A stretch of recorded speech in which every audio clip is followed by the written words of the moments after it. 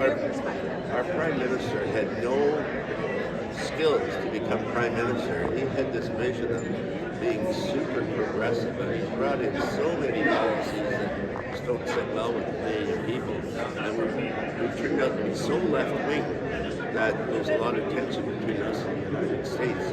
I mean, he supports all the left-wing stuff about climate change and diversity, equity, inclusion, the whole controversy about gender ideology in the schools.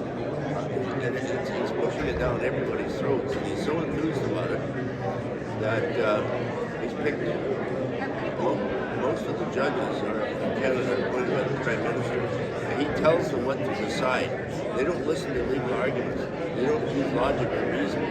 They just do what they're told. I want to know, though, are people waking up sick of being told what they want to believe or do or say? You know, a lot of people still trust the legacy media, and Justin Trudeau has been subsidizing our Canadian broadcasting and our Canadian television network, and they're only telling his side of the story. None of the Canadian media have given me the opportunity that you have given me right now to tell my side of the story. And how over 7 years ago I started to push back against this nonsense. In Canada we have school boards, and we make them up when there's a municipal election, and they people vote for mayor and council. They also vote for school board in Canada. And I've been on 27 years I was a trustee. I have a lot of experience in public education. It was 1997, the school board sent me to Washington, D.C. for the Medical Institute of Sexual Health Conference. And I was so impressed by the knowledge and the rhetoric and speaking abilities of the American presenters. They came back really inspired. They brought back several learning resources for our schools to promote absolute sex education. And that's where I was 25 years ago. But when I found out in 2017 that we teach little kids that they could change from a boy to a girl, that gender was on the spectrum, there might be partway between a boy and a girl, that they needed to understand kinky sex because that would make them more knowledgeable and wise.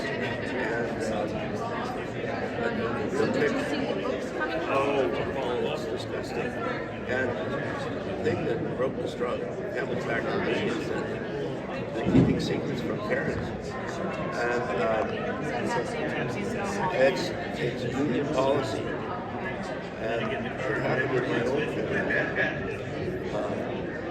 Not really my granddaughter, it's my stepson's ex-wife and 2 kids. She was 14, she was bored, she wasn't terribly popular or attractive, so she started bugging her mom for hormones. And the mom called me and said, "What do I do, Barry?" I said, "Well, I got her the book, when somebody's here versus the man who was never inspired." But I said, "Don't argue. you realize that Keep stalling. Keep postponing. Keep saying, no, well, I'll make an appointment next week." She managed to keep this up for 2 years. And now I'm so pleased to say that the girl is 17. She's got her prom dress. She's very happy with her role as a woman. And that saved in my own family. So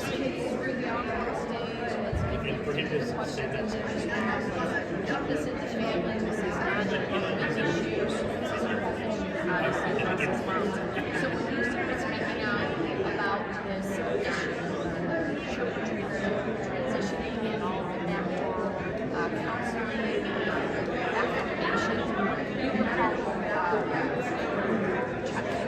television. They came after you as an speech. And what happened? The newspapers were full of it, the television stations were full of it. I visited friends in Seattle, the Seattle newspapers were full of it. I was a pariah from coast to coast. And, well, the first thing they did, I was a school trustee, and they barred me from attending any schools. They said, "You're too dangerous to be around kids." And the president of the union said, "Neufeld is such a transphobe and such a dinosaur, you should not be around children." Well, I spent my whole career helping at-risk kids, and told that I wasn't supposed to be around kids was an insult I couldn't handle. So I sued him for defamation.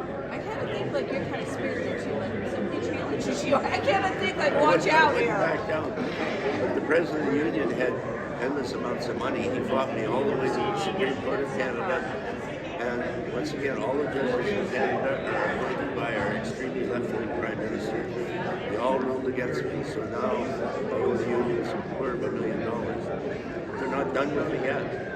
They start going after me in the Human Rights Tribunal $250 million for their legal bills because I lost. fines. So Yeah. you just said no. You don't think anybody hear you? You're going to get into court of law? I went to the Supreme Court of Canada with one lawyer. There were 7 judges in attendance, and the other side had 14 lawyers. They had 12 intermediaries, most of these intermediate organizations supported by taxpayer money. Canadian Civil Liberties Union, which is a gay and lesbian educational association. They were stacked up. They just piled up against me like a bunch of, like a dog pile. Didn't have a chance. But So you keep fighting? I keep fighting. I know you're exposing your voice. That's what everyone is saying here in Canada. To exposing and sharing and being that voice. But you got legal rules now and you're going back at it again. Come on. Because they had this complaint against me in the Human Rights Tribunal, complaint of hate speech, because they say there's only male and female, there's no other genders. They say that's hate speech because you are denying the existence of non-binary people and any others. And they've been coming after me.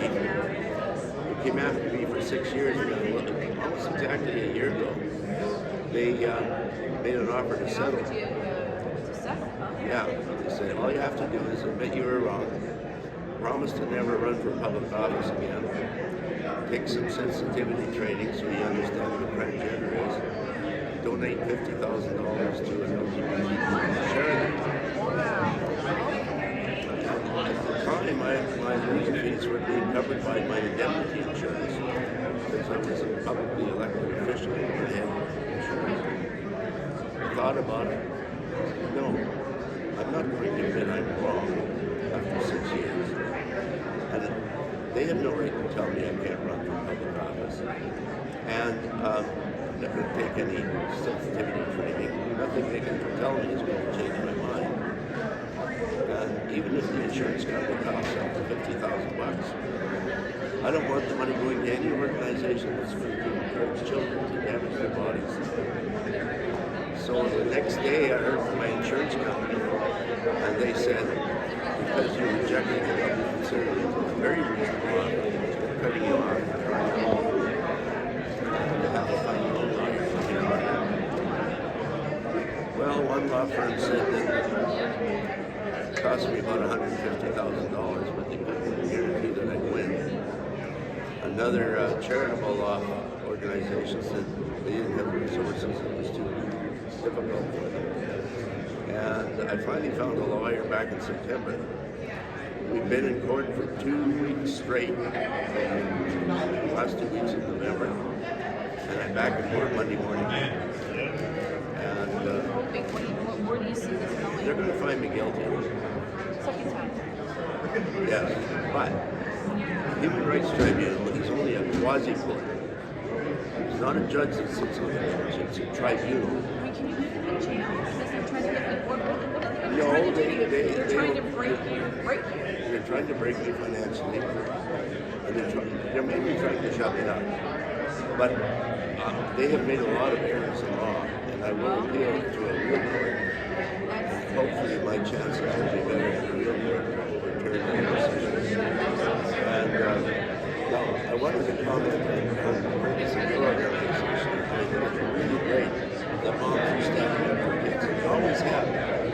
But one thing I've noticed lately, especially among the ethnic minorities, fathers are starting to take more interest in their kids' education.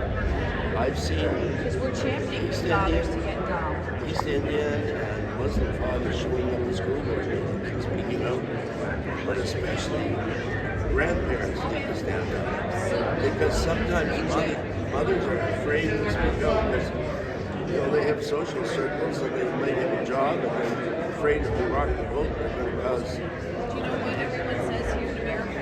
The dads would have loved the fraternity. Not that the moms didn't do a great job, because they surely did. But if the dads would have gotten involved in bias in America, we would have never found it. So we are lucky. We are changing their fathers to get in the mix. But your point is, we need the dads around all the families. The grandparents usually are more financially secure. They have pensions. They can't lose their jobs as easily as a younger person. And we need to all get together and discipline matters and make our children's lives safer. Well, I wish we could help them actually create, share the message, and expose what's happening. And how do we follow you? My webpage is very simple. It's first and last name together, BarryNeufeld.com. That's BarryNeufeld.com. And find out more information about me and what's going on in Canada. Well, thank God President Trump has been elected, but whatever happens in these foreign countries, many times comes to America. Yes. And so I know that we have to really stay alert. We've got to stay on defending, and protecting. Before you know it, we'll be here. So thank you for your voices. Thank you. You're like everybody's grandpa. My age, I get to be a great grandma.